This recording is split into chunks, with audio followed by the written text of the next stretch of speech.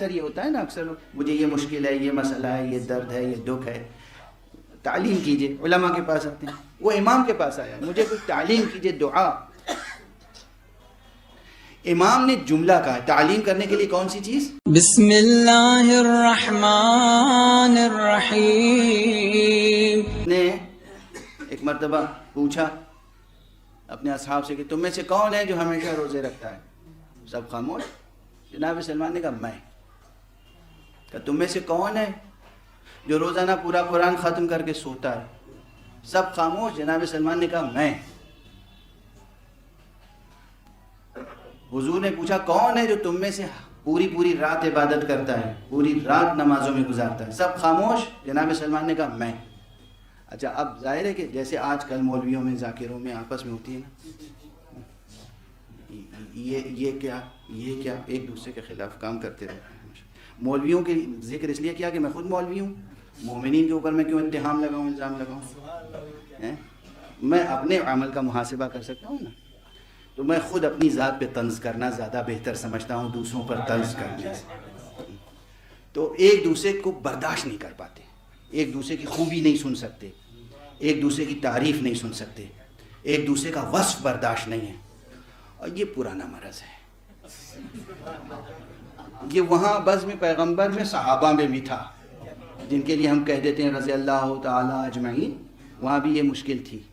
جیسے ہی جناب سلمان نے کہا کہ میں یا رسول اللہ، تو فوراً ایک صاحب اٹھے، ان کا یا رسول اللہ میں نے اکثر راتوں کو سوتے دیکھا ہے اور یہ کہہ رہے ہیں کہ میں رات بھر عبادت ہمیشہ کرتا ہوں. حضور نے کہا ٹھیک ہے. مسکرائے، تبسم فرمائے. حضور تو تبسم فرماتے تھے. اس آفتاب نور کا تبسم بھی کیا تبسم ہے. اور ایک صاحب اور اٹھے، یہ بالکل صحیح کہہ رہے ہیں یا رسول اللہ، یہ صرف راتوں کو سوتے ہی نہیں، ہم نے تو اکثر دن میں کھاتے دیکھا ہے. وہی کہتے ہیں میں ہمیشہ روزہ رکھتا ہوں. تیسرے صاحب اٹھے، انہوں نے کہا کہ میں نے بہت کم قرآن پڑھتے دیکھا ہے انہیں، اور یہ آپ کے سامنے دعویٰ کر رہے ہیں کہ ہمیشہ میں پورا قرآن ختم کر کے سوتا ہوں.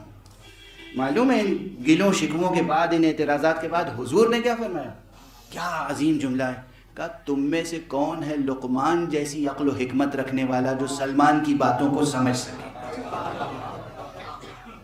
تم میں سے کون ہے لقمان جیسی حکمت اور عقل رکھنے والا جو سلمان کی باتوں کو سمجھ سکے؟ اور کہا سلمان ذرا تم خود ہی اپنی باتوں کو سمجھاؤ. جناب سلمان نے فوراً کہا یا رسول اللہ آپ جو فرماتے ہیں مجھے اس پر پورا یقین ہے. آپ نے فرمایا تھا جو شخص وضو کر کے سو جائے اللہ اسے تمام شب نماز پڑھنے کا اور عبادت کرنے کا ثواب عطا کرتا ہے. جب سے آپ نے فرمایا ہے میں ہر شب نہیں سوتا مگر وضو کر کے، مجھے یقین ہے کہ میں رات بھر عبادت کرتا ہوں. دیکھیے یقین، عمل ہلکا ہے، عمل آسان ہے مگر معمولی نہیں ہے. کہا یا رسول اللہ آپ نے فرمایا تھا جو ہر مہینے میں شروع میں، وسط میں، آخر میں 3 روزہ رکھ لے، گویا وہ اللہ اسے عطا کرتا ہے کہ پورے مہینے اس نے روزہ رکھا. جب سے آپ نے فرمایا ہے میں ہمیشہ اول و وسط و آخر روزہ رکھتا ہوں. اور یا رسول اللہ آپ نے فرمایا تھا جو شخص 3 مرتبہ سورہ اخلاص کی تلاوت فرمائے، سورہ قل هو اللہ، اسے اللہ ختم قرآن کا ثواب عطا کرتا ہے. جب سے آپ نے فرمایا ہے میں پابند ہوں، اس لیے میں یقین رکھتا ہوں کہ میں جب بھی سوتا ہوں تو قرآن ختم کر کے سوتا ہوں. آپ غور فرمائیں یہ گفتگو محضر پیغمبر میں ہو رہی ہے، سرکار رسالت وہاں کے سامنے ہو رہی ہے. یعنی جو آسان عمل آپ کو بتائے گئے ہیں انہیں آسان سمجھیے، لطف حق سمجھیے، لطف کبریا سمجھیے، عطاء رب سمجھیے، معمولی نہ سمجھیے، بے اثر نہ سمجھیے، خفیف نہ سمجھیے. ان اعمال میں بے انتہا تاثیر ہے. اگر یہ چیزیں پیش نظر رہیں نا تو پھر زندگی کی معنویت عجیب ہوگی. معنویت، نورانیت، کیفیت. ایسے ہی آسان اعمال میں سے ایک ہے تسبیح ہے حضرت بی بی فاطمہ زہرا سلام اللہ.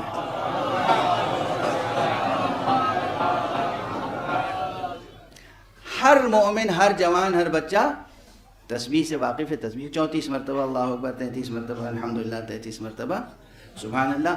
ائمہ اطہار سے روایتیں ہیں کہ ہم اپنے بچوں کو جس طرح نماز تعلیم کرتے ہیں اسی طرح تسبیح فاطمہ زہرا تعلیم کرتے ہیں. اچھا اب اس کے اثرات و آثار کتنے اب اس وقت ظاہر ہے وہ سب عرض نہیں کر سکتا، اس لیے کہ یہ سب پوری تقریر ایک جملہ معترضہ ہو گئی ہے. میں جہاں ٹھہرا ہوا تھا آپ کو ٹھہرایا تھا وہاں سے آگے بڑھ گیا ہوں، منتظر ہوں گے کہ میں وہ ادھورا جملہ پورا کروں. تو بہرحال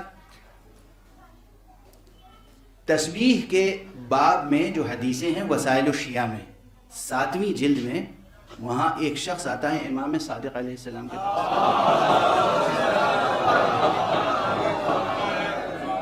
اب اس فقرے کی سنگینی یہ علماء پروردگار ان کو سرفراز رکھے، ہمیشہ ان اماموں کا احترام ہمیشہ بلند رہے اور ان کے افادات اور افادات سے آپ حضرات فائدہ اٹھاتے رہیں ہمیشہ.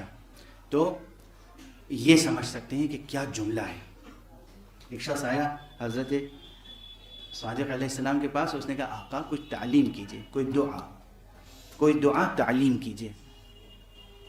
اکثر یہ ہوتا ہے نا، اکثر مجھے یہ مشکل ہے، یہ مسئلہ ہے، یہ درد ہے، یہ دکھ ہے، تعلیم کیجئے. علماء کے پاس آتے ہیں، وہ امام کے پاس آیا، مجھے کوئی تعلیم کیجئے، دعا. امام نے جملہ کہا تعلیم کرنے کے لیے کون سی چیز؟ تسبیح زہرا سلام اللہ علیہ بتانے کے لیے. یہ تسبیح یعنی آپ سمجھتے ہیں کہ اس تسبیح کی صرف یہ افادیت و معنویت نہیں ہے کہ یہ نماز کے بعد ایک تعقیب ہے، بس اتنا نہ سمجھیں. نماز کا تکملہ ہے اور اس کے علاوہ اس سے کیا کیا تاثیریں پیدا ہوتی ہیں، کیا کیا برکتیں زندگی میں پیدا ہوتی ہیں، اس کا کوئی آسانی سے احاطہ نہیں کر سکتا. اس تسبیح کا زندگی کی مشکلات کس طرح حل ہوتی ہیں، بیماریاں کس طرح دور ہوتی ہیں، رزق میں برکت کیسے پیدا ہوتی ہے، گھر میں نورانیت کیسے پیدا ہوتی ہے، انسان کی روح میں نورانیت کیسے پیدا ہوتی ہے، ذہن کیسے روشن ہوتا ہے. اس تسبیح حضرت فاطمہ زہرا سے یہ آج سمجھ کے جائیے گا. پھر عرض کر رہا ہوں کسی آسان عمل کو معمولی نہ سمجھیے گا. آسان ہے، لطف حق ہے کہ آسان ہے، اور اس میں تاثیریں بھر دی ہیں حق سبحانہ و تعالیٰ. تو آپ سے جب اس نے کہا آقا کچھ سکھائیے، کچھ بتائیے، تعلیم دیجیے، تو آپ نے جو جملہ کہا ہے اللہ اکبر، فرماتے ہیں کہ ما اعلم احدا کان اکبر عند رسول اللہ من فاطمہ. اللہ، امام کہتے ہیں مجھے علم نہیں ہے کسی کا جو رسول اللہ کے نزدیک فاطمہ سے بڑا ہو. یہ ہماری آپ کی بھی آزمائش ہو جائے گی. نکرہ سیاق نفی میں افادہ عموم کرتا ہے. کہتے ہیں کہ ما اعلم احدا، امام کہہ رہے ہیں ساری مجھے علم نہیں ہے کسی کا، میں کسی کو نہیں جانتا جو پیغمبر کے نزدیک فاطمہ سے بڑی شخصیت کا حامل ہو. فاطمہ سے بڑا پیغمبر کے نزدیک کوئی نہیں تھا، اور جو چیز پیغمبر نے اپنی بیٹی کو تعلیم فرمائی تھی اس سے زیادہ افضل کوئی شے نہیں. ولا افضل مما علمها ابوها. کیا قیامت ہے بھائی، کیا قیامت ہے، کیا قیامت ہے. مطلب زبان گنگ ہو جاتی ہے یہاں پر. آپ سوچ رہے تھے میں لفظ الکوثر کی معنویت بیان کرنے کے لیے یہ کہہ رہا ہوں کہ الکوثر یعنی جامع صفات، تمام صفات کمال و کثرت کے ساتھ ہیں، ایک صفت دوسرے صفت سے آگے نہیں بڑھتی، کوئی رنگ نمایاں نہیں ہوتا. یہ سب شاعری و خطابت و ذاکری و مضمون آفرینی ہے. نہیں، امام صادق فرما رہے ہیں کہ مجھے علم نہیں ہے. امام صادق فرما رہے ہیں مجھے علم نہیں ہے کہ کوئی پیغمبر کے نزدیک فاطمہ سے بڑا ہو. کیا منزلت ہے، کیا منزلت ہے. میں یعنی جو مضمون آگے اس حدیث کی روشنی میں کہا جا سکتا ہے وہ کہنے کی سکت نہیں ہے، نہ آپ حضرات کے لیے بھی آزمائش ہو جائے گی. پیغمبر کے نزدیک سب سے بڑی شخصیت بی بی فاطمہ زہرا سلام اللہ علیہا.